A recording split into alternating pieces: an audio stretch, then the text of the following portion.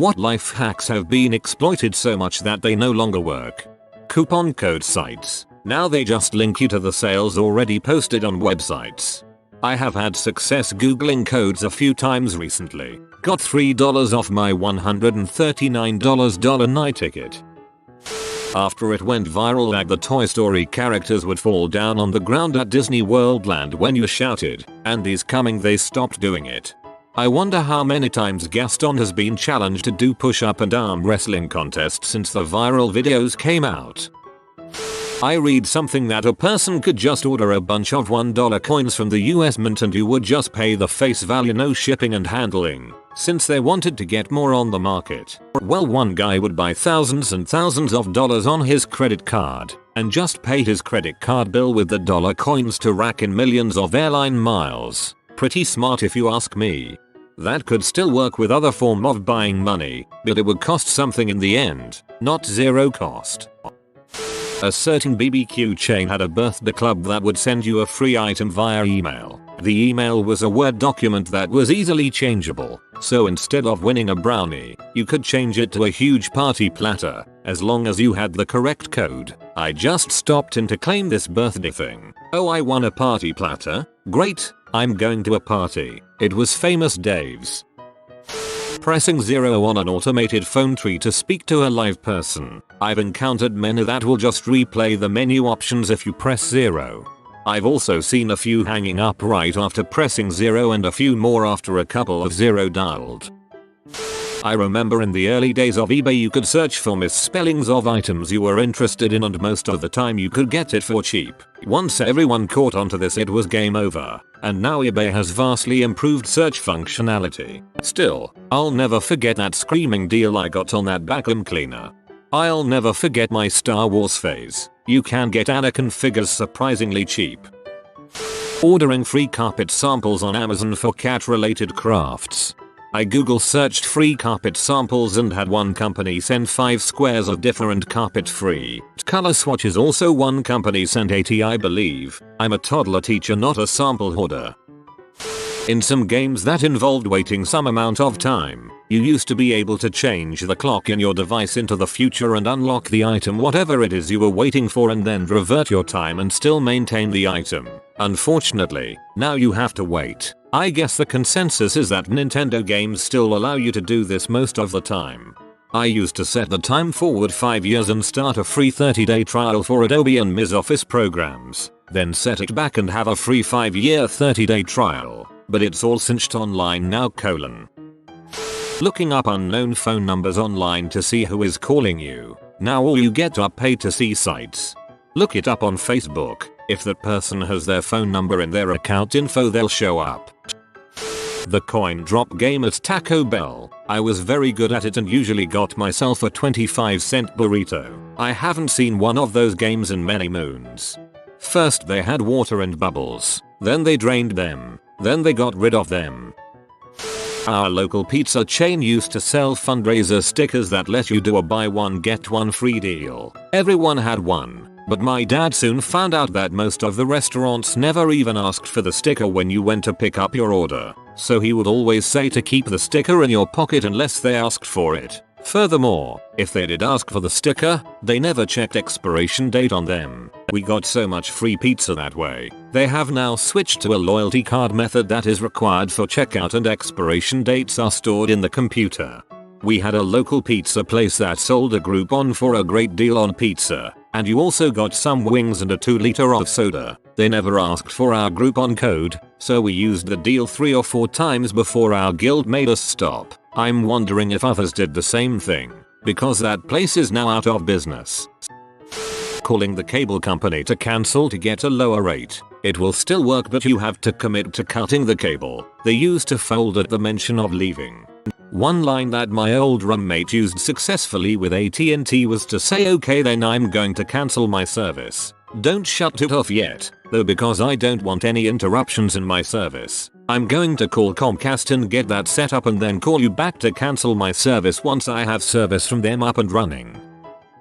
Tricking parking garages. Used to be in the older days when you went into a pay parking garage, you got a ticket for your car. When you would leave, you put the ticket in the machine and it calculates how much you owe. They still do that. Thing is, in ye olden days, you could simply walk by the gate, get a new ticket, and then walk to your car and drive out using the new ticket, and the system thought you were only in there for like 30 seconds. These days they put weight sensors under the ticket area so they won't dispense a ticket unless there is actually a car sitting on top of it. Okay, it's a magnetic sensor, not a weight sensor. Point still stands. There is a sensor there to stop that kind of thing now. And apparently the UK reads license plates now.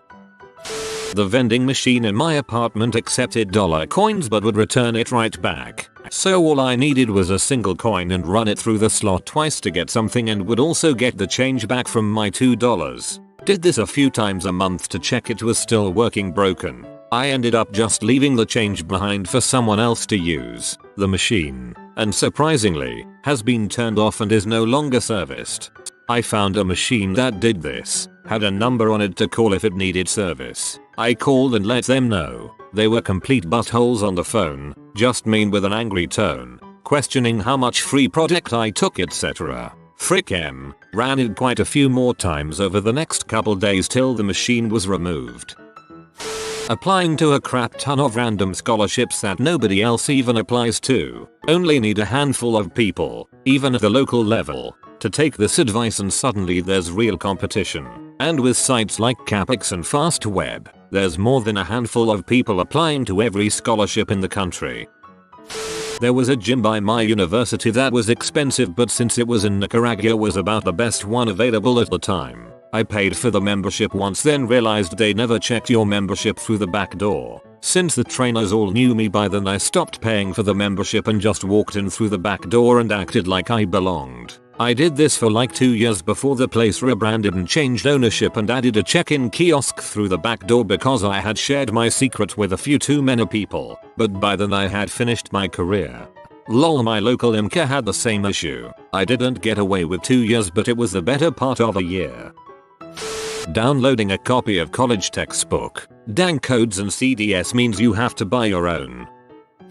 I'm calling corporate. From soccer mom to global domination and beyond. Nowadays you have to tweet a video of something egregious just to get corporate's attention. Putting drugs up your butt when you cross the border because they won't check there. You just have to put them further up your butt. Not really a life hack, but one time my aunt bought a holiday special edition diamond ring. Retails at $200 for $10 at Goodwill. After finding out the worth online, my imbecile of an aunt went back to Goodwill to tell them what it was worth. Ever since then, they have been researching the value of their donations and have pricing them appropriately. Teacher, you forgot to give us homework. Being straightforward and asking to talk to the manager in order to get a job. That is not how it works anymore. The companies put your application through a computer, and if you don't set off too many of the algorithm's red flags, then a human will give you the time of day. Yes, my parents suggested this to me and my siblings for so long. They would even get angry if we sent online applications or emailed resumes, insisting that it was lazy, and all we had to do was show up and make a good impression. My dad finally cut it out when he got laid off and learned that walking in is more of an annoyance these days. Attempting to dress nicely, ask nicely, give presents to flight attendants to get free upgrades on planes.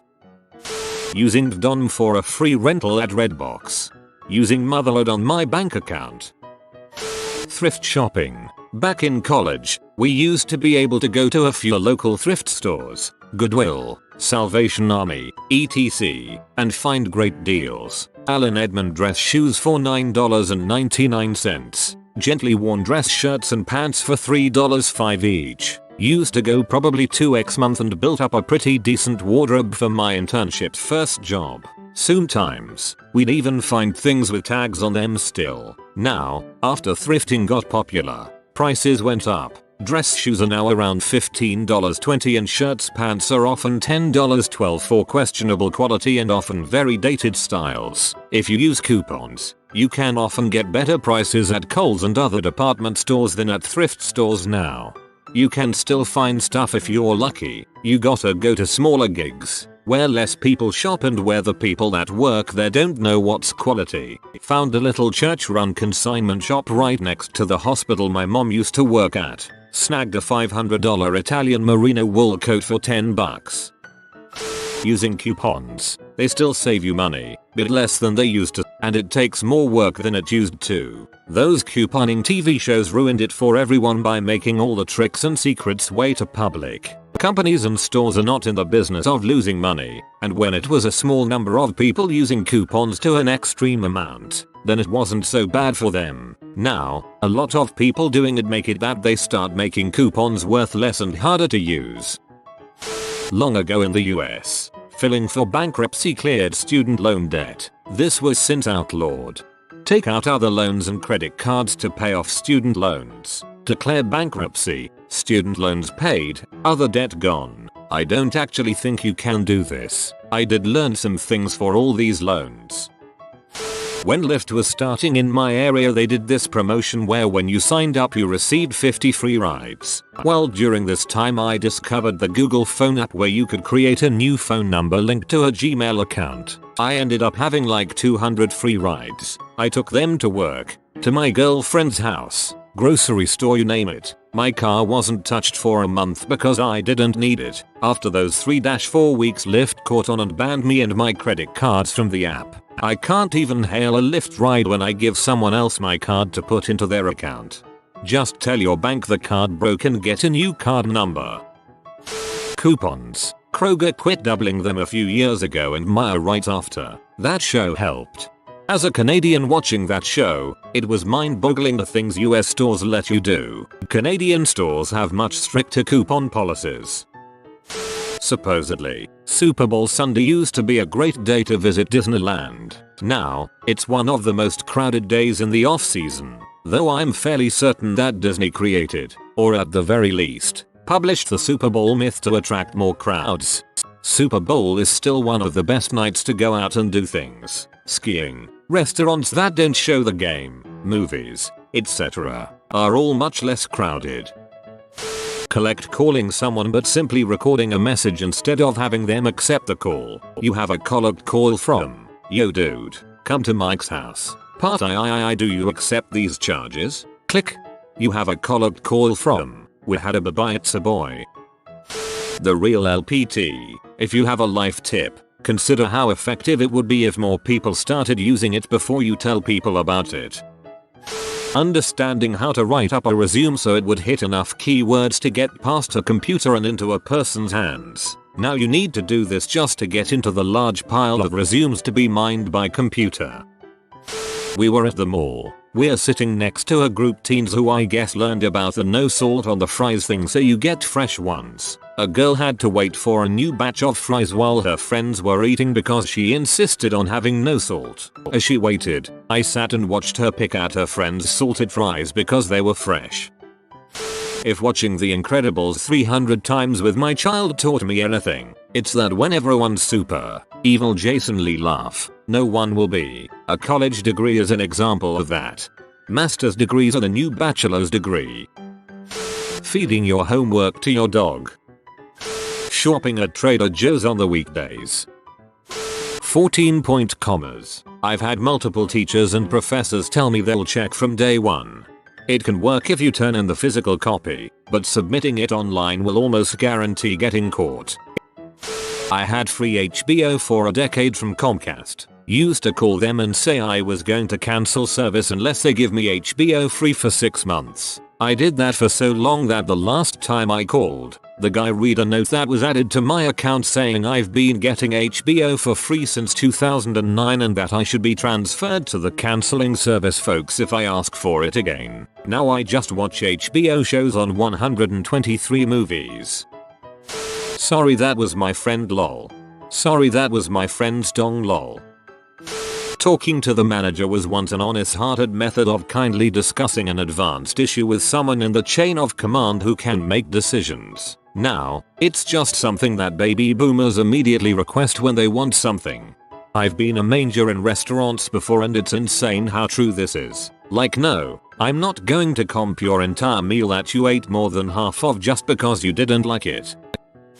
Using someone's first name several times after meeting them in conversation in order to get them to like and trust you more. It may now even have the opposite effect.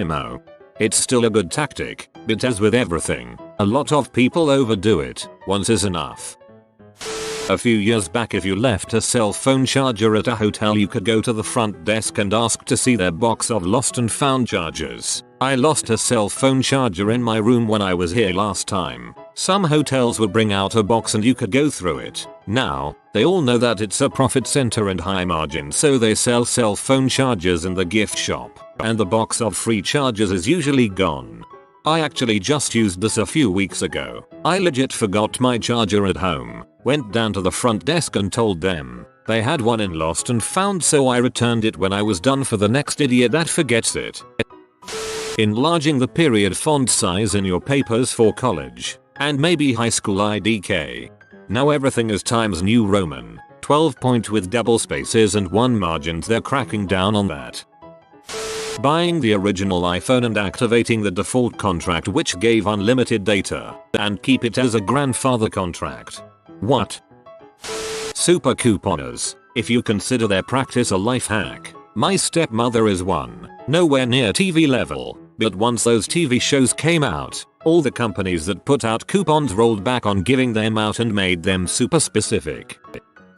Editing the formatting on a paper to make it longer. When word processing first came out, since not everyone knew you could do these things, there was exploitation of the formatting to extend certain non-obvious components of a paper, like the period at the end of a sentence. Now everybody has to take classes on these programs, and it's all known.